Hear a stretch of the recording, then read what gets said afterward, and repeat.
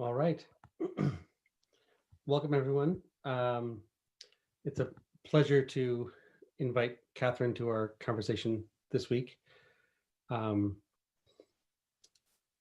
when you travel as much as I know Cathryn does and I do, you go to places in the world and people say, do you know Patrick Holden? Do you know Vandana Shiva?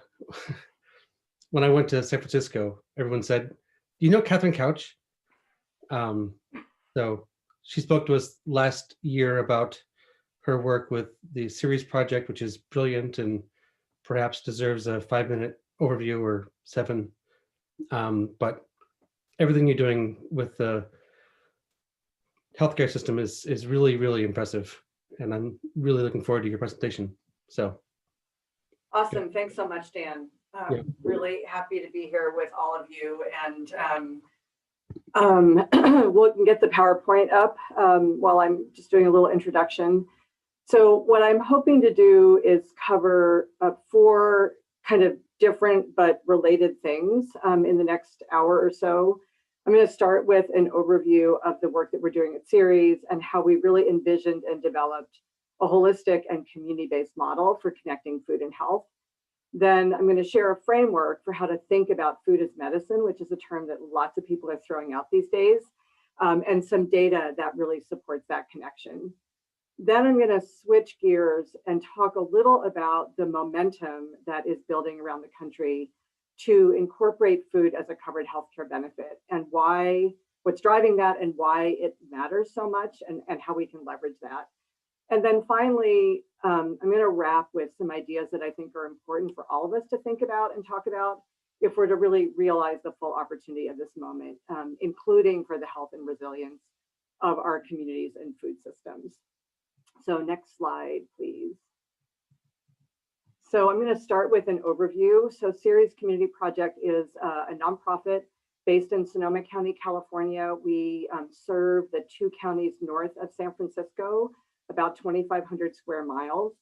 And the organization was started in 2007 with kind of a dual mission, which was to teach teens how to cook healthy food and support community members who are dealing with a serious illness. And when I had the original idea for Ceres, I was really thinking a lot about kind of what was happening in our world. And on the one side, on the teen side, really, concerned about the demographic changes that had happened over the last couple of generations and how many young people were growing up in families where cooking doesn't happen and what was the consequence of that for their lifetime health. And then I also knew, which, many of us certainly at my age have had this experience, but when people get sick and most need to eat well, it tends to go to the bottom of the list for a whole host of reasons, including money and not feeling like eating and stress and just all the other complexities that happen during illness. And so the idea was to bring those two together. And we started in a church kitchen in 2007. It was my 1-day-a-week volunteer project. And we worked with about 6 or 8 teens and started by cooking for 4 families. So here, now we have, we run 2 organic gardens that are youth-led and youth-run organic gardens, and we have 3 commercial kitchens in 2 counties. We engage about 1,000 volunteers a year, and last year, partially driven by COVID, delivered almost 184,000 meals. We also support 8 affiliates around the country and in Denmark, which I'll talk about a little bit later. So next slide. We do 4 different things. We started with the first couple and have expanded since then. So we nourish people and we nourish clients with healthy 100% organic meals that are delivered to their homes. Meals are tailored to meet the nutritional requirements of their illness, and I'll circle back around to talk a little more about that later. We provide meals for everyone in the family. We've done that since the beginning, and just the reality that if we don't support the whole family, we know that we're not really relieving stress in that moment of illness. But more importantly, if our ultimate goal is to drive dietary change, if we don't bring the whole family along, that's not going to be sustainable.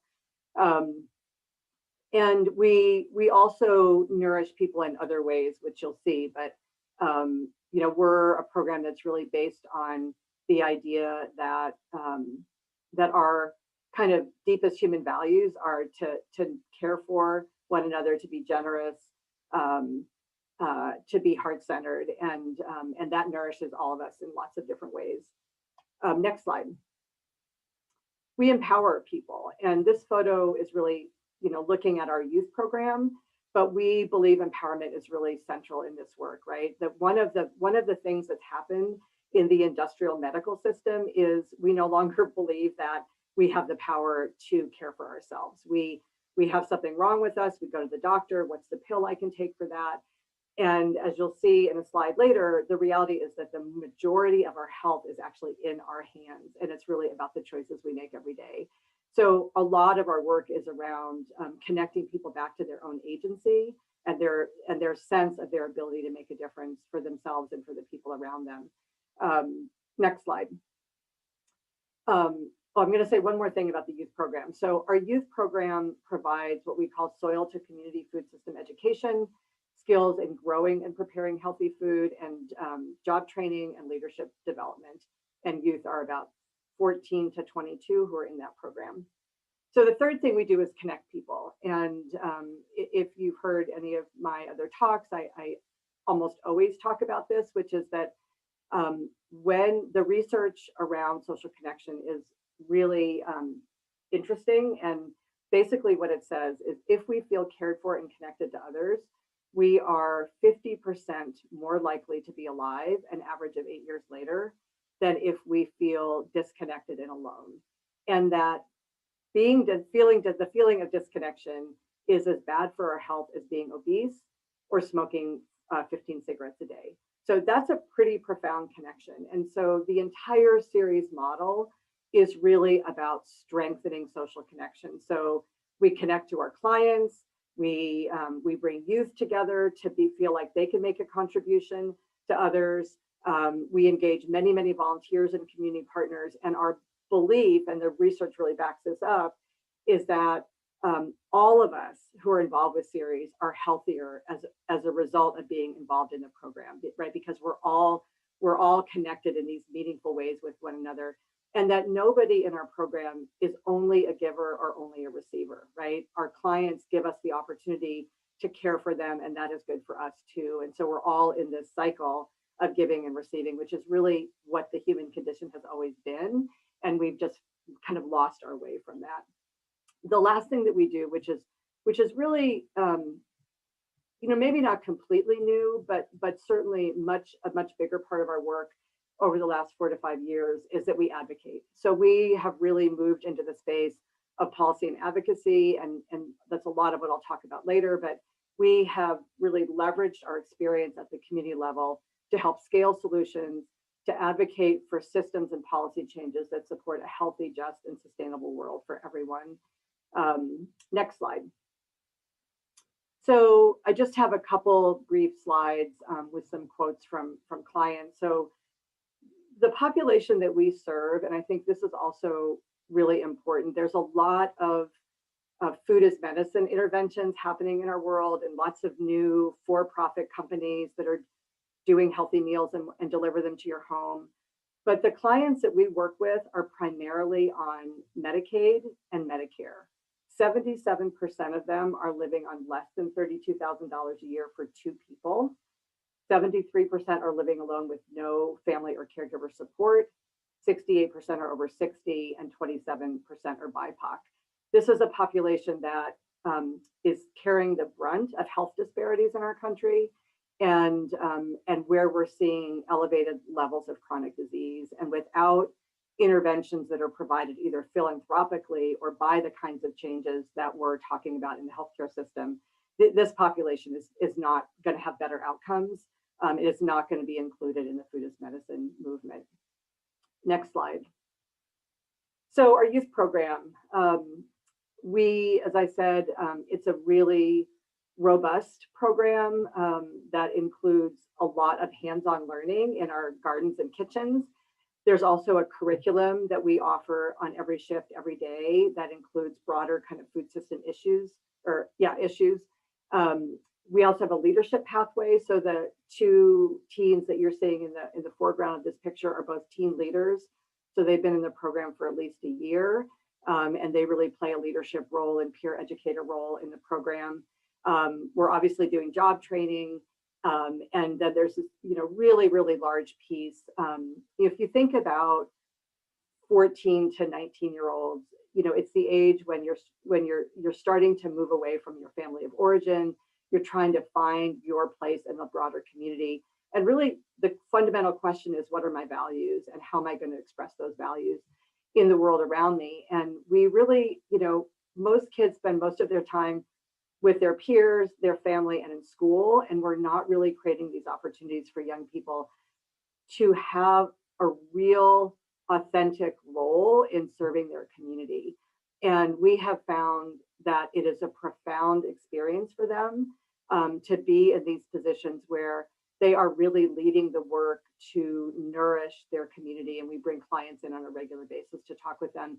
And that there's a huge piece that develops then around self-esteem and agency, and also in helping shape careers. So we do a lot of data collection at Series, and I'll just talk just for a minute about the data we have for alumni. So every couple of years, we go out and survey all of the youth who've been out of the program for 2 years or longer. And here's what we find. 78% are eating mostly a whole foods diet. 47% are cooking from scratch at least 4 times a week. And usually I'm in front of audiences of adults who are not that into cooking. And so I was like, how many of you can say that? It's usually not very many. 60% are engaged in community service in some way, and 95% say that their time at Series was really influential in that. And 58% are studying or working in fields related to our work. So that's sustainable agriculture, culinary, nutrition, medicine, public health, community organizing. And 78% say we were influential. So we know we're having a really long-term impact on young people and really helping to shape the way that they're engaging with the world. Next slide. We are also very, very involved in nutrition education, and that started with work that we do with our teens and also with our clients as they're part of the program. Over the years, we've done lots of different kinds of programming, including, and often people will ask me, so our program is 24 weeks, so clients can get 24 weeks of service. What happens at the end of those 24 weeks? And we were very concerned about this early on in the program. And in 2009, we published a cookbook so that we had a resource we could share with clients when they left the program, and also to share with people who we can't serve for a variety of reasons. But we've also tested many kinds of transition programs for clients, including nutrition education and culinary classes, CSA boxes that we deliver to homes of clients after they leave the meal program, a wide variety of things. Last year was, of course, an aberration because of COVID and virtual programming. But in 2019, I think we provided 99 community nutrition education classes through partnerships with 2 community health centers. And also we've done a lot of work with our libraries in 2 counties. And libraries are a really awesome place to reach low-income community members. And we've done a lot of classes for children, both 5 to 9-year-olds and 5 to 9-year-olds and 10 to 12-year-olds. And then you actually get the whole family, which is really great. This photo is a picture of a program that we developed and tested called SmartBox. It was for community members, primarily Latinx, who had either uncontrolled hypertension or uncontrolled diabetes. We ran the program at an elementary school in a predominantly Hispanic neighborhood. It was every Saturday morning, and we had, it was taught in Spanish with simultaneous translation. We had childcare, and we invited people to bring their whole families. And we had really, really, and they, along with the classes, they went home every week with a small number of prepared meals, plus groceries and recipes. And we saw really significant results from this program and have been kind of adapting it ever since, and like to do more with it. But nutrition education, really important piece, and the layering of food as medicine interventions with education is a really critical thing for us to think about. Next slide. As I mentioned, we, over the years, starting back in 2010, have trained about a dozen communities around the US and now also in Denmark to essentially replicate the model, which I've just shared with you. And they sign an affiliate licensing agreement. We do a very in-depth 4-day training here at our headquarters location. We have an ops manual, which is digital as well as printed, and an integrated database system.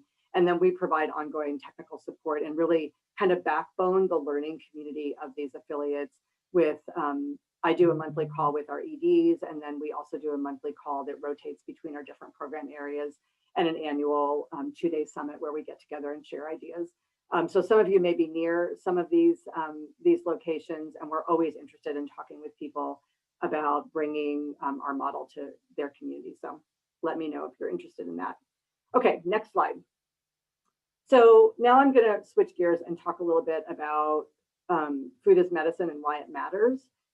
So these are just some of the big picture stats that I always share, and every time I look at them, I continue to be kind of struck by them. So 50 million Americans are food insecure in the US, and food insecurity is costing almost $77 billion a year in direct healthcare costs. That doesn't include lost productivity.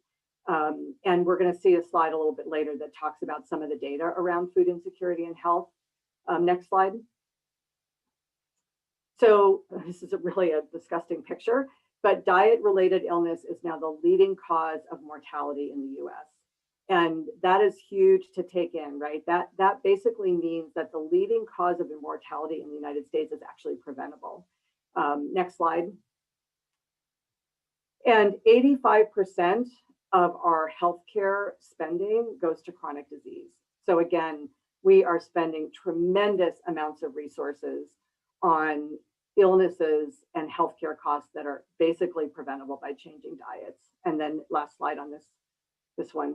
3 out of 4 young people don't qualify for military service. That is just astonishing to think about. And there's some work that Tufts is leading around elevating and coordinating nutrition research, and really calling out that this is a national security problem. And just by the way, if you put stuff in chat, Riley, who's our policy coordinator at Series, is tracking that, and she can answer some of those questions, and then we'll have time for Q&A a little bit later. So next slide. So the good news is that healthcare organizations and policymakers are really starting to grapple with the implication of all of that data. And much of the thinking is being informed by this idea called social determinants of health, and especially by the realization that only 20% of our health is related to healthcare itself and what takes place in the doctor's office. So the good or bad news, depending on how you think about it, is that 30% of our health is actually related to the choices we make every day. So that's things like diet and exercise, tobacco use, alcohol use, sexual activity, the things, getting enough sleep, stress management, the things that the choices that you and I make every day in our lives. The thing that we have to wrestle with is that 40% of our health is actually related to things that drive our ability to make those choices. So if you're like one of our clients and you're living on $16,000 a year and you live in a neighborhood that's not safe to go outside, your ability to make good choices about diet and exercise is not the same as mine. You may have more stress, you may then drink more alcohol, you may smoke. There's a whole host of things that drive from that. And so the realization that's really happened is that the healthcare sector, and particularly health plans that pay for our healthcare, are realizing that they're not going to improve outcomes or get a handle on healthcare costs without starting to think about social determinants of health. And so there's really this revolution that's happening. And I'll just tell a story from the Root Cause Coalition a couple of years ago that really struck me. And this is Humana, which is a large health plan in Southeast part of the country. And they started to see that their emergency department visits among their Medicaid population were way up in the last week of the month. And what happens in the last week of the month is people run out of their food benefits. And if you're on diabetes medication and you start skipping meals, you can become hypoglycemic, and then you end up in the emergency department. And so they started to connect the dots between those two things and are now testing a lot of interventions around food insecurity and covering that last week of the month as a strategy instead of paying for that ED visit. So it's just one of many, many, many examples that are happening right now. So next slide. So this is a version of what we call the food as medicine pyramid, and there's a lot of them running around. But basically, if you see on the left, we're looking at prevention to treatment. And really what this is saying is we have to think about everything. So this pyramid starts at the bottom with the simple statement, healthy food for all. So this is where we're thinking about things like investments in WIC, investments in SNAP, the food, what used to be called food stamps, healthy school lunches, increasing investments in senior meals, like all of the ways that we as a community, and I mean community in the big sense of the word, a collective community, fund food investments, right? We have to make sure that everybody has access to enough healthy food in order to live a full and productive life. Then as you start moving up, you think about things, what are the interventions that we need for people who are at the risk of acute or chronic illness? So this is where we see things like produce prescriptions, which there's now a lot of work being done. USDA has upped the investments they're making in produce prescription pilots. Rockefeller Foundation's taking on a big project to evaluate the data around produce prescriptions and look at a strategy for scaling produce prescriptions. So produce prescriptions are basically saying, if you have someone who's food insecure, maybe they're at risk of hypertension, they're right on the cusp, or they're pre-diabetic, or there's a family where children are overweight or pre-diabetic, how do we make sure that they have the money they need to get enough fruits and vegetables to help improve the health situation? And then kind of moving up next, things like medically tailored groceries, or there was some work done a few years ago where a number of food banks around the country tested a diabetes wellness box. So patients who had diabetes, instead of getting the normal box, which often included foods that weren't appropriate for diabetes, there was a tailored box of groceries for people with diabetes. That's a really simple solution. That box definitely costs more than a standard emergency food bank box of meals. But if we can, again, get people the right food at the right time, we're going to prevent people moving up to the top of this pyramid, where we're really talking about people with serious illness or disability. So medically tailored meals are a particular intervention. Meals are tailored, and it's often for people who are too sick to shop or cook for themselves. And we need all of this. And that's the thing I think we need to realize is that we need the full pyramid if we're going to get the job done. Next slide. So this is just a little bit of the data on just the question of food insecurity and health. So not looking at medically tailored meals, but just providing enough food. And as you'll see, there's really, really broad supportive data, reductions in hemoglobin A1C, which is the blood sugar measure, reductions in blood pressure, in BMI, preterm birth. So this is one that we're starting to get involved with. There's a couple of good preliminary studies looking at veggie vouchers for low-income moms, showing a really, really good reduction in preterm birth and increase in birth weight, which are the two drivers of healthy birth outcomes. And I'll just say one thing about this intervention is that for healthcare right now, and I'll talk about this more in a minute, but what health plans want is to be able to get a return on their investment, right? They want to know that if they spend for food as medicine interventions, they're going to get, they're going to at least be cost neutral, if not cost savings.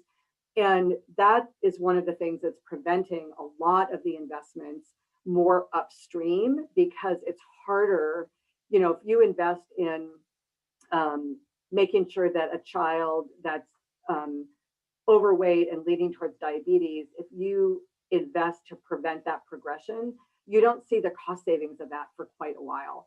What's exciting about the investments in pregnancy is that if you can reduce birth complications, you get that ROI, but you're making an investment in the health and well-being of that child and family for the life of of that family, which is really awesome. There's also a lot of links now to depression and a lot more work being done around patients with mild to moderate depression, the social connection piece, but also there is some data starting to come forward around nutritional benefits. And then medication adherence and heart failure symptom control. So just, this is just a small summary, and the next slide we'll look at medically tailored meals. So this is a summary of the peer-reviewed data around medically tailored meals.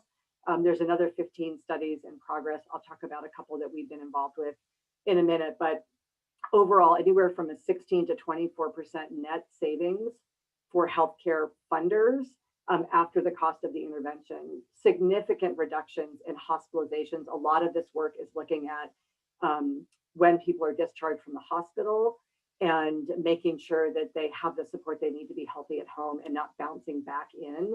Those hospitalizations are expensive, and Medicare does not reimburse for unplanned readmissions within 30 days. And so there's a real incentive to address that. Much more likely to be discharged to home, medication adherence going up, reductions in ED visits, reduction in admission to skilled nursing facilities, and a decrease in days where mental health interferes with quality of life. And one of the things that that has really become more of a concern among plans over the last year because of COVID is the impact of isolation on people's willingness to engage in their healthcare and just their overall quality of life. So those are really important. Next slide.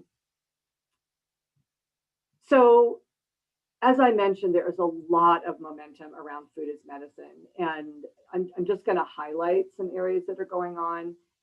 The Aspen Institute Food and Society program is in a 18-month program right now to develop a national research action plan for food as medicine.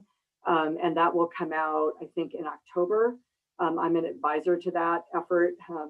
Tufts has also come out with a white paper around the critical importance of aligning federal nutrition research efforts. And I can share that with anyone that's interested in it. But essentially, we do nutrition research in, something like 24 different agencies, and it's not coordinated, it's not being elevated, and it's not being used to really drive investments in food as medicine and align the investments that we're already making through U.S. Department of Agriculture in a way that can improve outcomes. Center for Medicaid Services, one of the exciting and little known benefits of the Affordable Care Act was that the Affordable Care Act created a system for state Medicaid plans to really innovate what they were doing. So every 5 years, states can apply to CMS to create innovations within their Medicaid systems. And there's lots of work being done around the country. California, for the last 5 years, has been testing what are called whole person care models and health home models, where there are these wraparound services. A lot of it is focused on people who are at risk of homelessness or homeless. So this is the mechanism that California is using right now, which I'll talk about. North Carolina is also doing a lot of work within their Medicare system. They have a waiver where they're testing a lot of food as medicine interventions. There's also work being done in New York and Massachusetts. And then produce prescriptions, huge. The work that started with Wholesome Wave and others that led to the investment under USDA. So the grant program is now called GusNIP, which is the Gus Schumacher Nutrition Incentive Program, where there are significant dollars on an annual basis for community organizations to partner with community health centers and health providers to test produce prescription interventions. And we're now designing a pilot that will start this year and submitting to GusNIP to do a pilot around pregnancy. But there's pilots being done again around uncontrolled hypertension, uncontrolled diabetes, overweight children, lots of different things that are being tested. And then in Medicare, so right now, all of the innovations that are happening in Medicaid are essentially happening at the state level.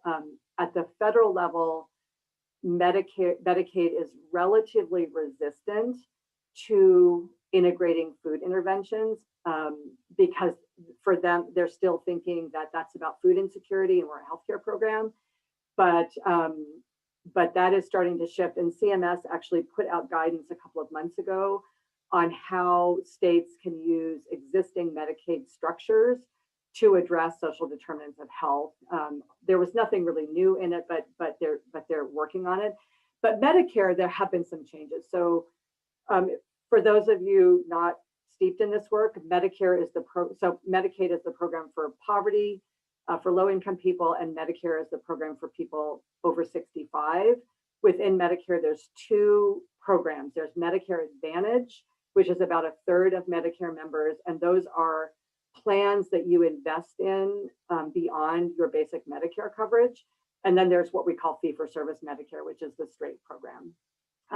So Medicare Advantage, there were changes made that went into effect in 2020, where Medicare Advantage plans can now offer to cover meals and medically tailored meals for a range of populations. And they don't have to, but they can. And in 2020, there was not a lot of uptake for these benefits, but there's starting to be some peer pressure around among plans, and there's a much greater uptake this year. And we think that that will continue. And plans are starting where they always do, which is where they can get the most bang for their buck. And that's understandable, and hopefully we'll see it roll out. Unfortunately, there's an equity issue because 2/3 of Medicare members are not in Medicare Advantage plans. And so along with our colleagues and Congressman McGovern in Massachusetts, he introduced with bipartisan support last year a bill to fund a 10-state pilot of medically tailored meals in the Medicare fee-for-service system. And that's been held up by, all the shenanigans in Washington.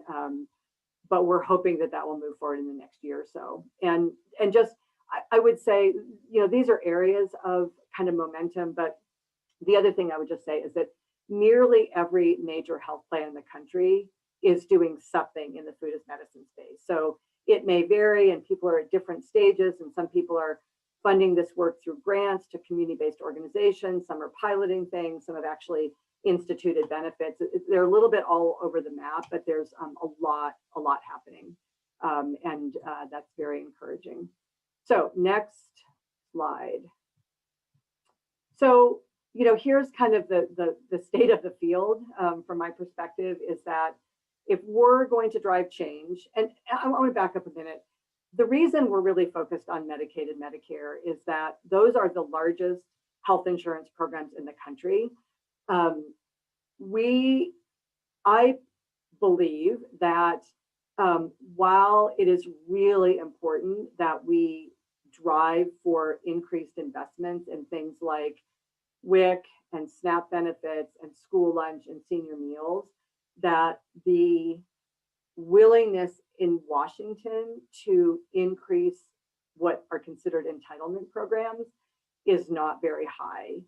And so if we are going to really drive significant change in terms of access to healthy food for the populations that need it most, the opportunity that exists is by making changes in Medicare and Medicaid. For the cost of a day in the hospital can fund somebody's food for a year. So the trade-off within the healthcare space is really great. And if we can really demonstrate the cost-benefit analysis for health payers, they are going to be motivated to integrate these benefits. And we can then really free up a lot of dollars to improve access to healthy food. So that's really the rationale here. And that, low-income people and seniors are carrying the brunt of health disparities. So there's really good reason to focus here. So what we need are research studies that really demonstrate the health benefits of different kinds of interventions for different kinds of populations. We need to be able to demonstrate that there are not only patient satisfaction, improved patient outcomes, but cost savings. And then there's a big piece of work, which we're engaged with now in California, around educating health providers and health plans and legislators about how and why to adopt these benefits, and then we can start driving policy change. Next slide. So our work around this started in 2016. So Ceres is part of a national coalition called the Food is Medicine Coalition, and we are made up of about 24 agencies, many of whom started during the AIDS HIV epidemic. Have been doing this work for 30 to 35 years, and we meet every September for a 3-day symposium, along with many other times during the year. But we generally meet in person in DC. And I came home from the meeting in 2016 really fired up about this food health connection piece. And 3 or 4 days later, we had our annual fundraising event, and our state senator, a guy named Mike McGuire, was our MC for that event. And so I had this brief conversation with him saying, hey, I want to sit down with you and talk about food as medicine and how our work is really a healthcare intervention. And so he said, great, let's set that up. I sat down with him in November of that year. And my goal at that point was really to get him to just shift his thinking from, where I thought he was, which, that really sweet program where the teens cook meals for cancer patients, to understanding the power of our work in this kind of healthcare space. And he's a smart guy. He had just been elected when he and I met, and he was in his first year, I think. And he got really excited and said, so, one of his questions was, what do you need? And at that point, I had been trying really hard to get Kaiser Permanente to do some research with me. And I had been showing them studies from our colleague organizations around the country. And often they would say, like, well, that's really nice that happened in Philadelphia, but why do I think that would, how do I know that would, happen here? And so what I said to him was, we need larger research studies. We need multiple agency, multiple county, multiple state research studies. And so I came back, we met again in January of 2017, and he said, I think we should ask the Senate, the California Senate, for $9 million to do a statewide study. And his first question was, do you have colleagues in Southern California? So here's a little, driving legislative change conversation. California is a big state, as you can see. And if you're going to get something adopted by the California legislature, you can't just have representatives from a couple of small counties who are interested. You've got to have legislators from across the spectrum. And our coalition includes 6 different counties, actually 7 different counties, including Los Angeles County and San Diego County and San Francisco and Santa Clara. And Los Angeles, of course, is a huge county, has many, many, many legislators, and so does San Diego. And so we were able to put a coalition together and to really build legislative support, both in the Assembly and in the Senate. We didn't start the work until the end of February. We were first told, like, there's no chance in hell you're going to get this through. And lo and behold, we went to work and we built enough legislative support to get this pilot funded. We were funded in 2017. We had a contract with the state in place by early 2018, and we launched the pilot. So what we're doing is a multi-year statewide study in 7 counties. There are 6 medically tailored meal providers who are engaged, and we are providing a 21 meal a week, 3-month intervention to Medi-Cal patients with congestive heart failure.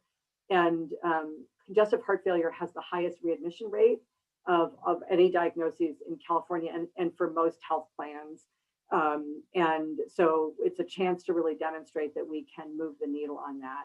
We will have data next year. We're completing the study this year. We'll have data next year, but the state has already moved forward thanks to this work to include medically tailored meals as a covered benefit starting in 2022. So next slide. I'm just going to mention a few other pilots that we've done. I already talked about SmartBox. We did that through a cardiovascular disease collaborative that we're part of, and we were looking at addressing risk factors to cardiovascular disease, which is hypertension and diabetes. Both are very nutritionally related. We were able to dramatically improve healthy food choices in this population, significantly decrease food insecurity, and improve both attitudes and confidence in healthy eating.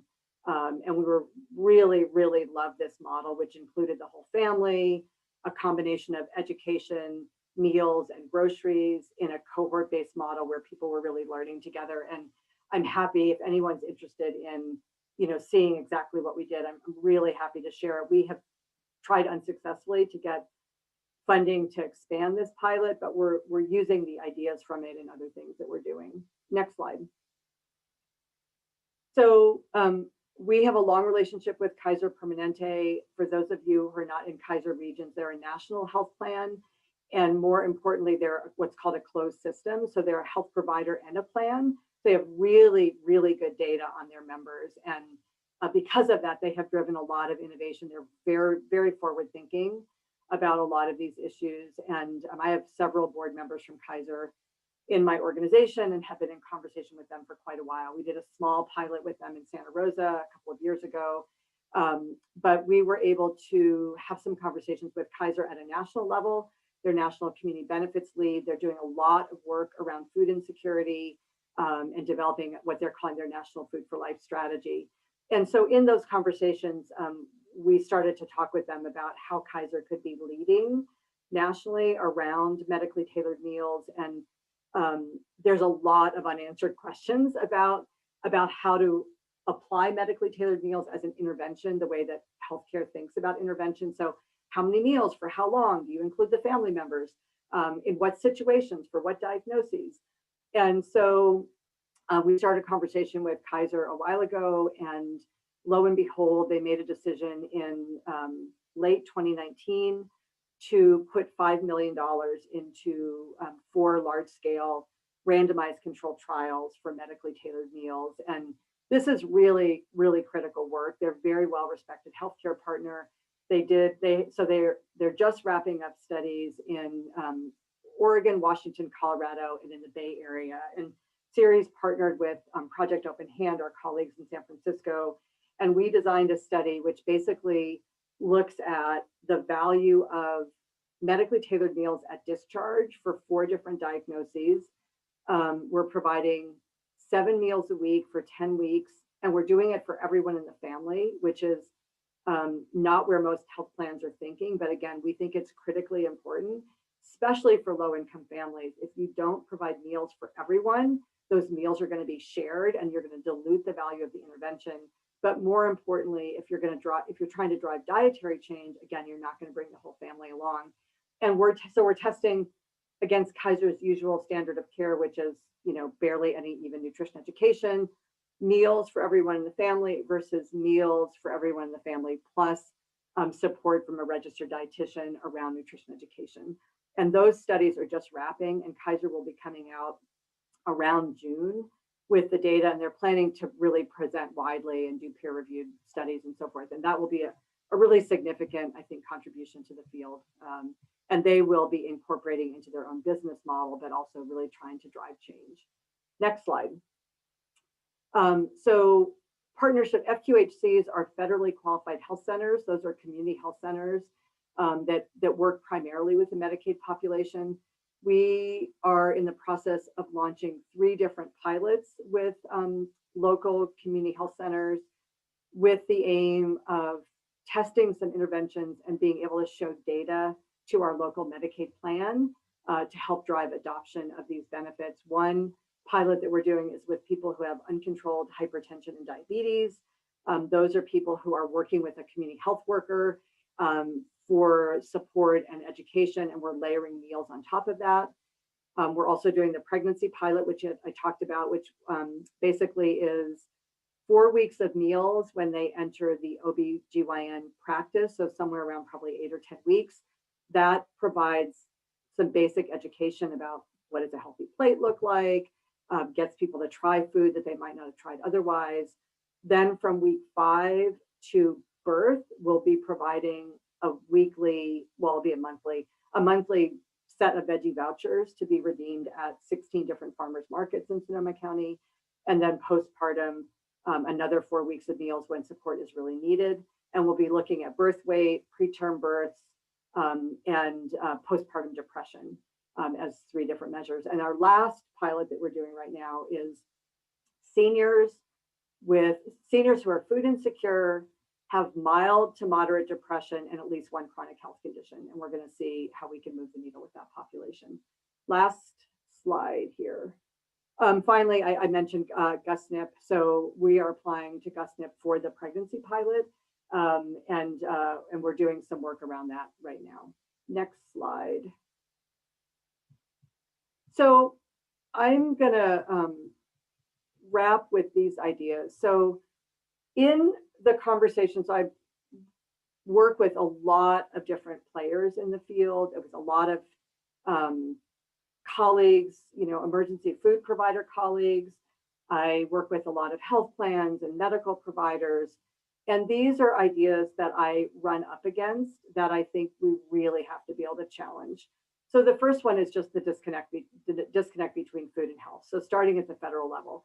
So all of the food investments that we make as a federal government happen in the US Department of Agriculture's budget. And they're considered somehow related to the success of farms or about food insecurity. They are not connected in any fundamental way to the investments we make in health and human services.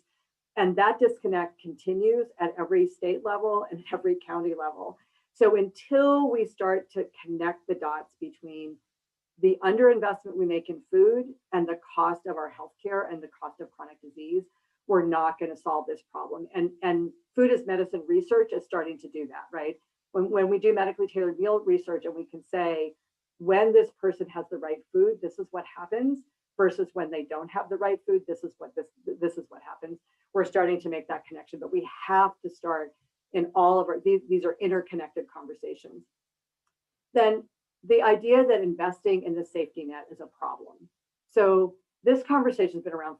Entitlements, just the way we call them entitlements. Entitlements are bad. We think of entitlements, many people do, as something some of us are funding through our tax dollars for some people who, for whatever reason are not able to take care of themselves. The reality is that we radically invest in the safety net in this country, and that's a problem because we're paying for it in many other places. We're paying for it in unemployment benefits, in the juvenile justice system, in our healthcare spending, all of these different places. I personally, like one of my silver linings from COVID is that we collectively start to think about the safety net in a different way. Because the reality is that investing in the safety net is not only morally the right thing to do, but it's financially the right thing to do.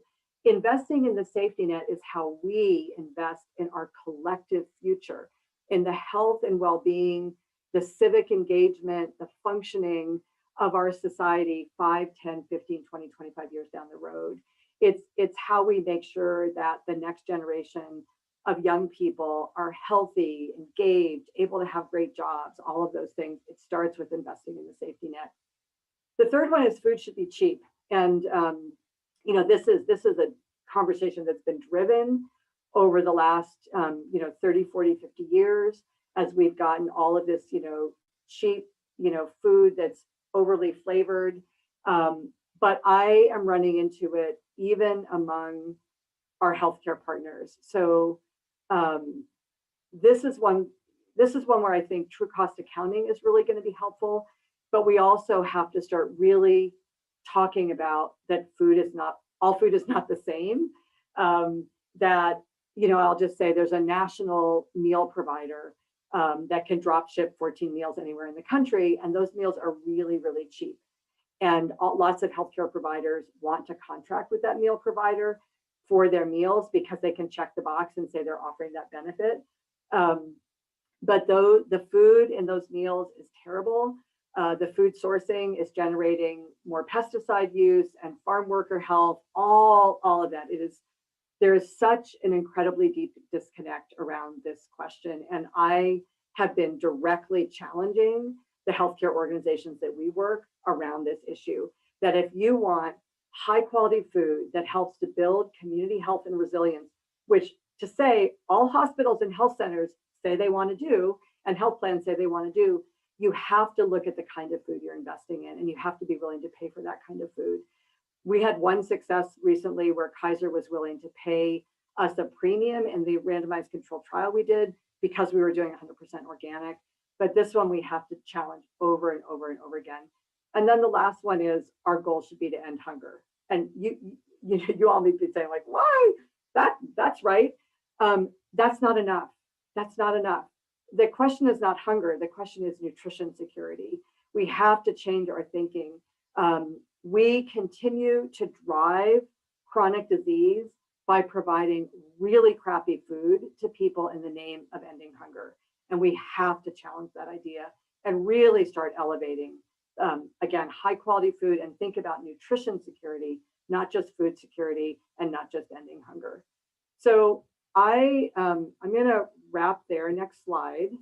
And I would love, oh, sorry, one more.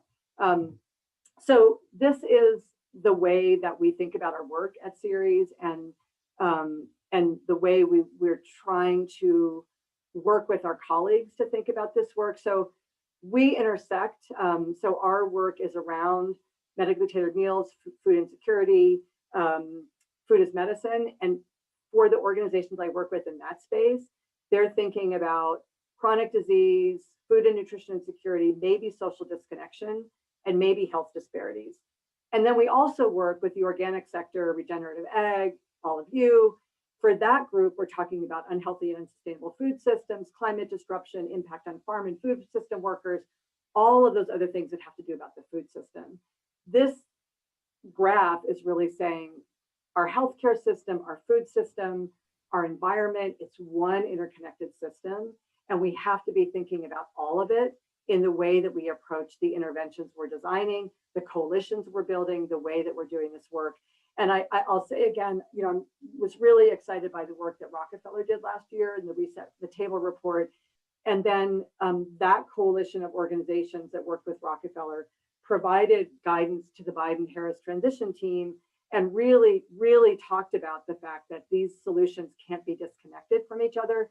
They can't be siloed. They have to be seen in an interconnected way.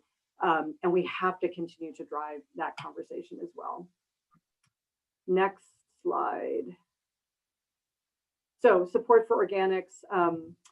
We, in both the work that we're doing, well, especially with nutrition providers, emergency food banks, our colleagues, we continually drive a conversation about food quality.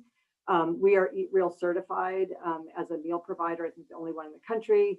We do a lot of work with Healthcare Without Harm. If you haven't looked at, they have this amazing white paper that lays out what they call the environmental nutrition framework, which we love. We work with CCOF, we're members of the California Food and Farming Network. Back in 2016, we did our own white paper called The Power of Our Food Choices that looked at the research around organic, sustainable food versus conventionally farmed. There's a lot of good data in there. And then we work closely with CCOF around their benefits report, which really, is an updated version of that, looking at all of the research around how our investments in organic and regenerative agriculture can drive a whole host of benefits across communities. And they are now really working on a policy agenda to increase organic agriculture in California from, I think, 10 to 30%. I may not have those numbers right. So we support all of that work. Next slide. So here we are at questions. So I am happy to answer questions about any of this, and really, really interested in the work all of you are doing in your communities and in your coalitions and how it intersects with these ideas. So back to you, Dan, for some Q&A.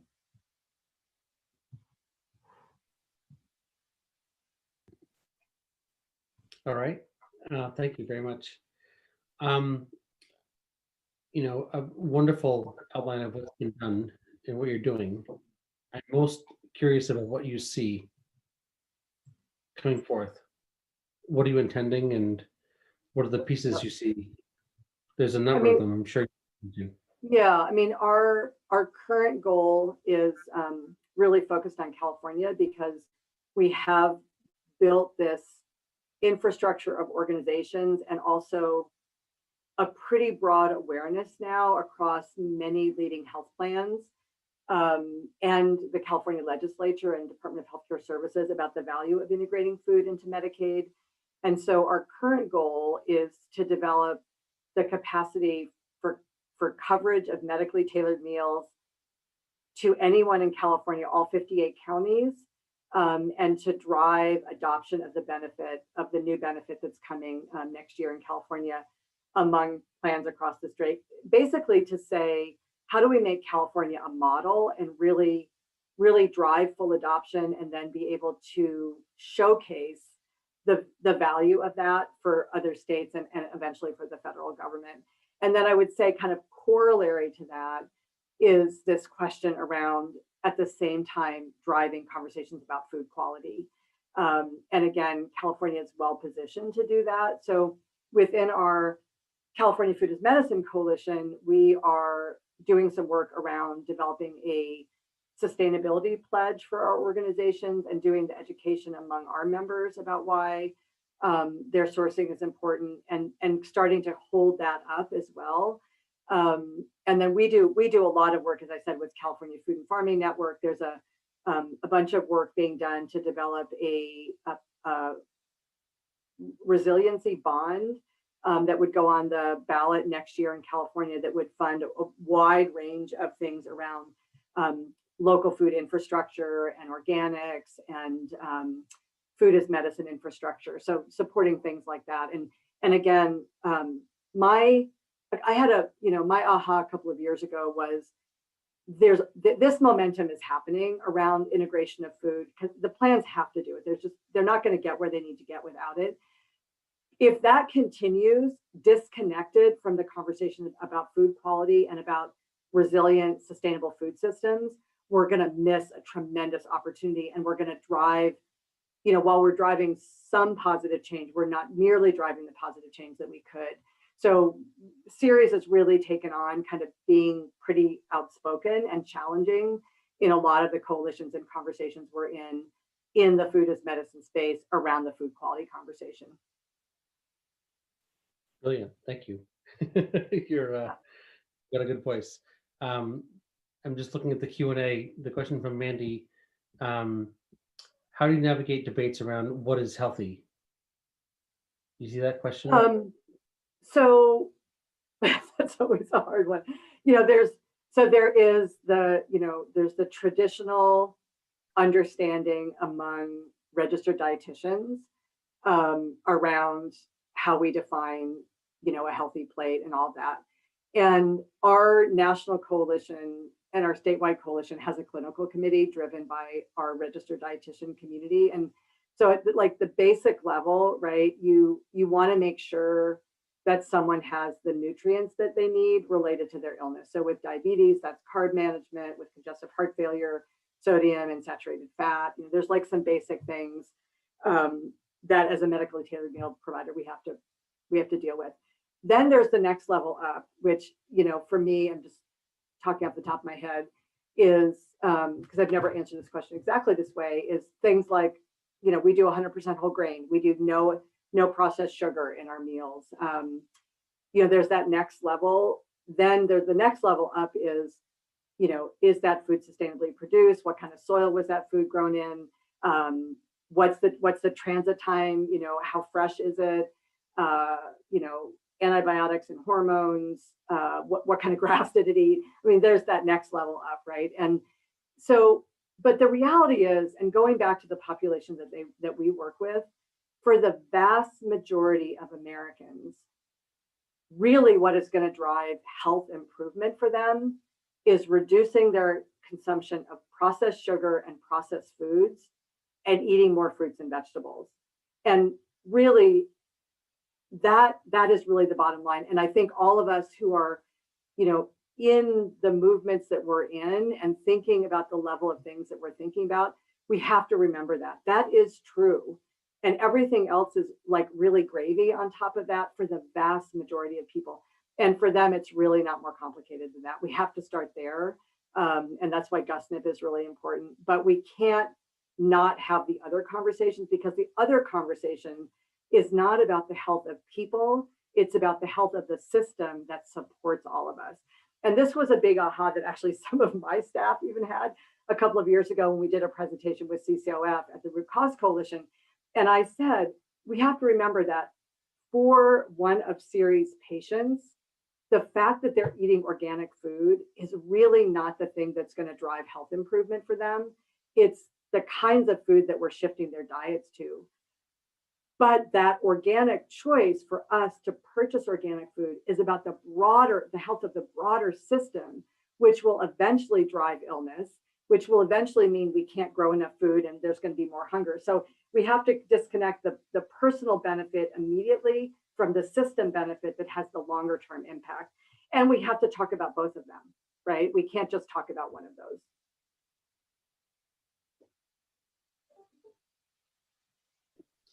I think that's what I've always appreciated about your work, is it's very pragmatic about where are the real,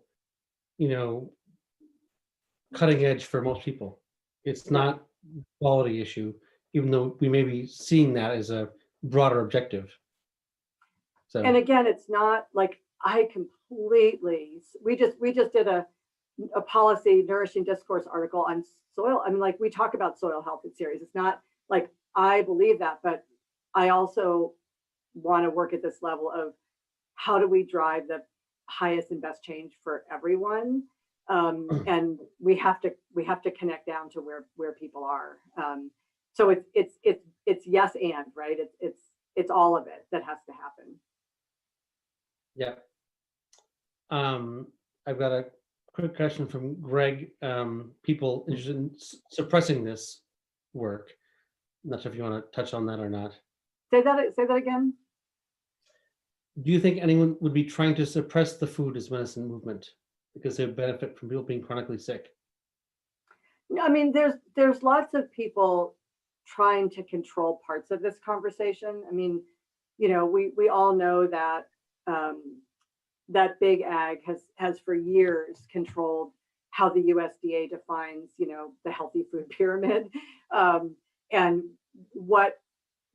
despite the research, what has been considered healthy and not healthy under USDA has been every single cycle is shaped by the food industry. What gets subsidies, what doesn't get subsidies. All of those things are really critically important to building a healthy, resilient, and just food system where everyone can have access to the healthy food they need. But from the standpoint of someone being interested in kind of suppressing the work around GusNIP or medically tailored meals, I don't see it happening there. It's more because everyone involved has something to gain. The plans, the health providers, the federal government, like the governments, all have something to gain if that can be successful. Because we've designed, we've showcased the win-win. But when you think about like more foundational food policy,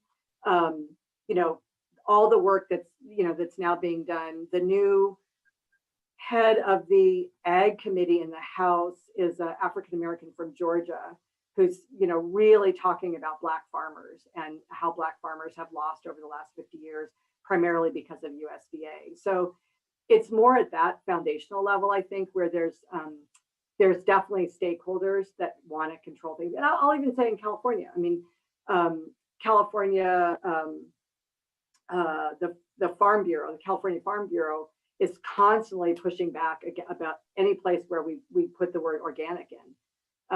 So that's where you see it, but not around food as medicine at the level that we're working on driving change right now.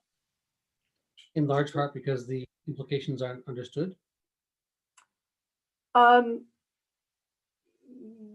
don't know. I'm not deep in. That would be a good question for CCOF. Yeah, they want to somehow protect their members, and they're not seeing where it's going already, and what the win-wins are. Yeah. All right. Question from Bryn about the safety net. The way we think about it, it's I think it's a teach them how to fish sort of concept question. Yeah, I mean, there's a lot of data. We were looking, for example, at some of the data around so children who receive SNAP benefits are more likely to graduate from high school. High school graduation leads to significantly higher lifetime earnings, probably better quality job, less likely to be on unemployment. So it's like, would we rather pay for more CalFresh benefits or would we rather subsidize that person later in life because they don't have the skills and the ability to support themselves? Same thing with, juvenile justice system. Like, we can invest in young people and give them the skills that they need to be successful, or we can, pay to keep them in juvenile justice. There's many, many, many examples of this, and I'm sure, many of you on the call have your own examples. But and the basic thing with food is we either invest in people having enough healthy food to develop in a healthy way and to prevent the onset of chronic illnesses, or we're going to pay for them in the Medicaid system. And so this idea that somehow the safety net is something that we pay for, I think the thing is we think of it as something that we pay for that has no benefits. We're not connecting the dots between the short-term investment and the long-term benefit, and understanding that we build a healthy community by making sure that all of us have the resources we need to be successful in life. And that collective investment is not only, like I said, morally the right thing to do, but that it's a financially smart thing to do, that it's actually a better investment to invest there than to pay for all the consequences later of that underinvestment. So then the question from ABT is, why are products like soda, chips, candy, cereals, breads, why aren't they taxed? Why are they SNAP and WIC benefits? Exactly. And how do we change? Exactly. And Right. you can't use WIC benefits for organic milk. So this is what I mean, like at that level of, this is where the connecting the dots between these things has to filter down. These systems are entrenched in the way that they think about it. And so this is where the work is going back, digging in, starting to show the research, starting to drive change. And this is where the industry, right? I mean, think about, a lot of crap that goes into WIC or that goes to food banks is crappy food that the industry can't sell. Yeah. And so we dump it on the people that can least afford to eat it, right? Yeah. So that has got to change. One of my lines is, the highest and best use for some food is to be composted. Just because it's out there doesn't mean someone should eat it. We have to really challenge that notion. Food banks are moving in this direction. Like our food bank doesn't take any soda, doesn't take any candy. I mean, there's changes happening, but these are entrenched systems that came out that have their, they're just entrenched and they have to be taken apart, and it takes time. All right. I'm just looking at other questions from PR. Why would a doctor be motivated to learn and teach health benefits when they would get less money because they'd be less busy? In Europe, they're paid when their patients don't come in. Yeah, so there is, it's a great question, because the whole other side of this equation is we have to totally reorganize the way we pay for healthcare, right? Right now, and this is also one of the benefits of the ACA that very few people really understand. So the ACA is actually driving change to what's called a value-based healthcare system. So rather than fee for service, you're paid for the quality of outcomes among your patients. And whole person care was a model for that. In California, we're moving to what's called enhanced care management, where highest utilizer patients will be in this kind of wraparound care, and the plans will get reimbursed, but because they have done a good job, and that the profit sharing, part of the profit sharing comes back to the plans. So the whole system is not, the healthcare system is not incentivized in the right way, is really the bottom line. And there is work being done to change that. But one of the challenges is that the work around social determinants of health broadly and around food more specifically doesn't line up with the current incentives in most places. So there's a lot of work being done around this, and it is happening already within the ACA through a whole set of innovation projects around what's called value-based payment models. But that has to change. And here's the other thing that is just really, really practical. In California, we got $6 million to do a large scale pilot for congestive heart failure, and we struggle to get enough referrals. The reason is because those referrals have to come from a healthcare provider. And within the structure, the existing structure of healthcare, it is nobody's job to look at population health data, identify patients who could benefit from an intervention, and refer to it when there's no incentive back to the organization. You know, this is where patient navigators, community health workers are starting to be deployed to do this kind of work. But, you know, how does a medical provider in their 20-minute visit, you know, address this kind of stuff? They just don't have the time.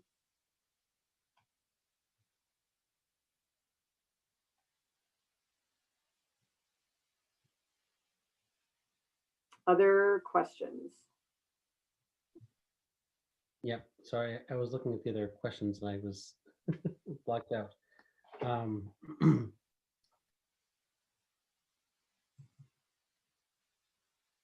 I lobby for the medical community and find that those at the highest level of medical training find it almost impossible to find the time to counsel patients on diet and are looking for improving integration of programs like this. Can you offer any suggestions on how to integrate program, et cetera? Yeah, I mean, this is the big challenge, and there's other work that's underway to change the medical licensing requirements so that doctors have to have more nutrition education in order to become licensed. So medical nutrition therapy, so basically nutrition education and nutrition counseling is already covered by Medicaid and Medicare. So having a registered dietitian within a medical clinic that can bill for MNT, medical nutrition therapy, is one way to get around this, to not have it be something that the provider necessarily takes on, but to structure the practice or the health clinic to have the right licensed individuals to be able to provide that service to clients is one way. Health coaching can also be covered. So really working with your plan, your state, around how do you use the existing benefit structures to do that is one way to get around that.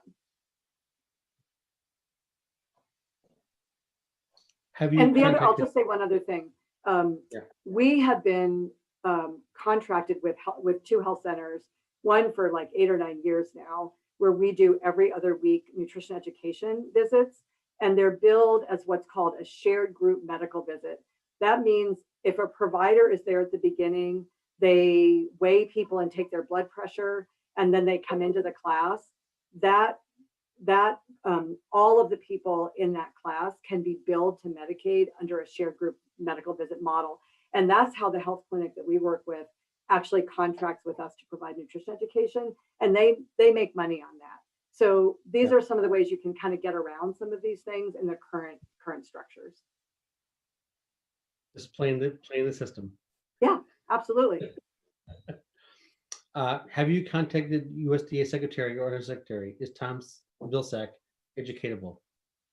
I don't. We work with our California Department of Food and Agriculture secretary, and you know, she's very forward thinking on this stuff. And California now has a farm to fork program that's connecting local farmers to schools and doing institutional buying, and we're working on a bill to extend that to seniors. But at the federal level, I mean, I think there was mixed feeling about him, but so the California Food is Medicine Coalition, or the Food is Medicine Coalition nationally, is definitely working on you know, kind of a policy agenda for the Biden-Harris administration around this. We work really closely with Congressman McGovern in Massachusetts, like I mentioned. He has been leading for years a hunger task force in the House, and now there is a Food is Medicine working group under that, doing work. And Rockefeller is also really interested in leading work with I think the opening right now in the Biden administration is that they are, if you hear their language, they're actively talking about economic security, climate, health equity as like a layered set of solutions. And I think that is where the shift has to happen, right? That these aren't disjointed. But if we're going to bring back jobs, we have to bring back jobs in a way that supports a healthy climate. That means our food system has to be, it's like there's an intersection happening there. I don't know enough about BILSAC, but I think there are lots of coalitions that are getting together to figure out how to lobby during this administration, because we have an opening right now. I thoroughly agree with you. Yeah. Again, from Mandy, what have you learned as you built up your affiliate program? What are the challenges of spreading your model? Yeah, so my bottom line is our affiliates are successful if they have passionate, committed leadership that understands how to build a community of support. So, when you're starting an organization in a community, and when you're running a nonprofit, as many of you may know, you're developing the program, you're getting the program off the ground. For that program to be sustainable, you also have to be building a community of support, volunteers and funders who are going to support that program long term. We have been most successful when there's passionate, committed leadership that's well networked in a community and really understands the critical role of building and nurturing that community of support. Really, that's the bottom line. And we support programs in Nashville, Eugene, Oregon, Hartford, Connecticut, Grand Rapids, outside Chicago. Many different kinds of communities in many different parts of the country. People used to say to me at the beginning when I started this, like, well, of course you could do that in Northern California, of course. And I was like, well, we've got a program in Nashville, because the reality is everyone everywhere in the country now understands that what they eat matters for their health. And when people are sick, they want the best quality food. We're doing 100% organic meals in Nashville, and clients say the same thing, like, oh my God, I was so happy that my husband had access to healthy organic food when he was going through cancer treatment. We hear that in Nashville and Grand Rapids and, everywhere. And so the listening for this program exists everywhere. The question is there someone who wants to be a champion? And then we provide lots of support. We're deeply committed to the success of our affiliates and do a lot of work to help them get off the ground successfully. I think that's exactly right in my experience. If you got people on the ground who care, then it'll happen. If you don't, it won't. Yeah, it takes a lot of perseverance to bring something into existence. Be a radical, activist. Come hell or high water. Yeah, exactly. I've got a calling. I don't know about you. Yeah. So from Chris, if we could reliably measure nutrient density in food, where might that be first valued in the healthcare system? Well, people make their food choices. I mean, for the most part, we as individuals make our food choices and spend our dollars on food. So, I think it's really there. While healthcare is funding interventions, they're not buying food for the most part, except for their own hospitals. So, this isn't, I haven't thought about this one a lot, but I would say you want to start where it's kind of like organics. You want to start where you've got people that are motivated and have the resources to actually pay for a quality difference. And then you cascade from there. I mean, 92% of Walmart shoppers want to be able to buy organic if it's, priced at a reasonable price. That wouldn't have been the case 30 years ago. You have to start somewhere and then you kind of, things cascade. But I think what I would say, what I was alluding to later is that it's really critical that those of us who are having conversations in the healthcare space right now don't that we don't not talk about food quality, right?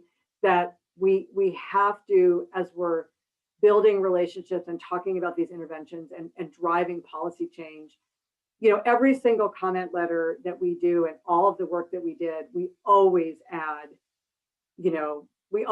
stuff about food quality and the importance of investing in organic and sustainable and regenerative agriculture. we never leave it out of a conversation, basically. And we have to continue to do that, because that's how people start being like, why do I keep hearing that? Like, what is that conversation about? Like, why should I matter? Well, why should I care about that? You've got to lay the groundwork. You've got to plant the seeds. And then as momentum builds, you suddenly got a listening for something that wasn't there before. But that takes time. You have to, again, you have to be persevering about it. We're not there yet, but I fully believe we'll be at the point where people are like, what kind of soil was that grown in? And, what's the nutrient density of that food? Like, we'll get there, because food ultimately is the most foundational thing that we do for our health.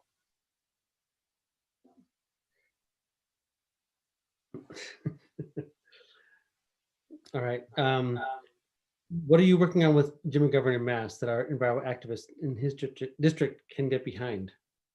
Who? Our group connection, Jim McGovern.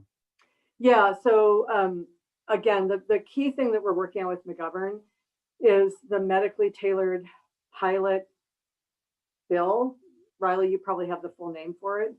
But it's basically, it's a bipartisan bill to fund a 10-state pilot of medically tailored meals in the fee-for-service Medicare system. So, there's a lot of work happening in Medicaid. There's progress in Medicare Advantage, but Medicare itself is really nothing's really happening there. And so that's really the big piece that we're driving with him. And for those of you, a lot of you are in Massachusetts, and I'll just say that our friends at the Center for Health Law and Policy Innovation at Harvard and at Community Servings, which is the medically tailored meal organization in Boston, have done a lot of work over the last 3 or 4 years to develop the Massachusetts State Food as Medicine Plan. And there are many, many organizations in Massachusetts that are part of that coalition. And they are now, what they've done is kind of map all of the food as medicine assets in Massachusetts against where there are pockets of high chronic disease. And they're now working on legislative asks around investments in food as medicine work in Massachusetts. So that's really, really exciting work. They've taken kind of a different approach to the state than what we've done in California, but really, really critically important work. And if you're in New England, definitely look at that and see how you could help bring that to your state if you're not in Massachusetts. All right, from Deborah. Are you working to integrate naturopaths into the healthcare system? I would assume that integrates herbalists and the broader community. I know, Harvard's doing some very interesting stuff with Ayurveda and Chinese medicine.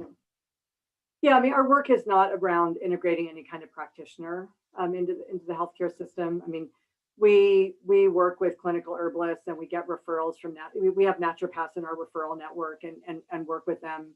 But our work is not around, helping clinical herbalists become certified health providers, but completely support a broad range of kinds of practitioners and approaches to health for sure. All right. How can we get hospitals to provide their patients with healthy organic food? So the interesting thing is that hospitals aren't payers for the most part. So what we have to understand is that health benefits are paid for by health plans, by insurance plans. Hospitals are providers of care. They're not paying for services. And most people who are in a hospital, your health provider, your primary care physician, is in a healthcare practice somewhere. They're in a health center or a medical group. And then you go into the hospital for some services, and then you come out of the hospital.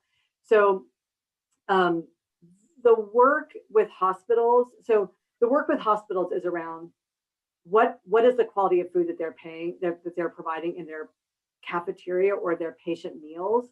And that work, for those of you not familiar, is being driven by Healthcare Without Harm.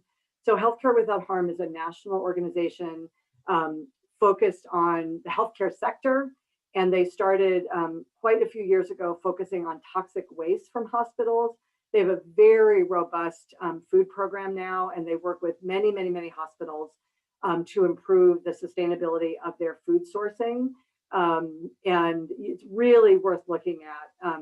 So from the standpoint of healthcare systems that are running hospitals and are sourcing food for either patient meals or cafeterias, Healthcare Without Harm is doing a lot of work there. When we're talking about meals for patients as a healthcare intervention, then we're really talking about plans as payers for that. I hope that makes sense.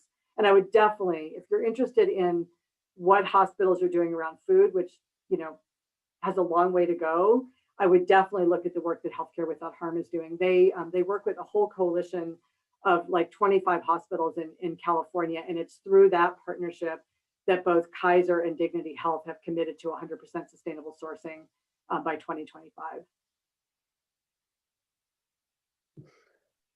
It's almost impressive how it's all coming together so fast, isn't it? There is so much happening in this space. I mean, I hope that that's what you all walk away with, is there's so much work happening in this space, and there's a lot of momentum and a lot of energy, and yet it's still very unformed in a lot of ways, and open to being shaped. And those of us who think the way we do, need to shape it in the right direction. You know, that's really the bottom line. Like, you know, dig in, find out what's happening in your community. Like, you know, is there a veggie prescription program? Is there a hospital that has a food pharmacy? Is your hospital thinking about its sourcing? Like, there are things likely happening in your area, and if they're not, you should start them. There's a lot happening, and yet it's still it's all over the map right now. Like, people are way farther ahead, completely not in the, you know, that's that, because we're in that innovation and change moment, which is really, it's an exciting place to be, but it really needs all of our voices. I mean, I think that's the bottom line I want to leave all of you with, is that we all need to raise our voices about this complete system and this complete package. And every single conversation we have is an opportunity to educate someone. So really, really think about that and get involved in these conversations if you're not already. I was just asking you in my mind, what's your closing thoughts? My closing pitch. I just did it. Where are we at? What do we take from this? We got it. It's up to us. I mean, this is up to us. Yeah, it really is up to us. And, you know, I mean, going back to what I said earlier, I started a conversation with the state senator in California because I wanted him to change how he was thinking about our little program in our little 2 counties. And that has led to just like all of this work in California really came out of that conversation. It's like, you know, you could do that too. It's a like, small step. You know, let's see what happens. I'm just me having the conversations that I care about, right?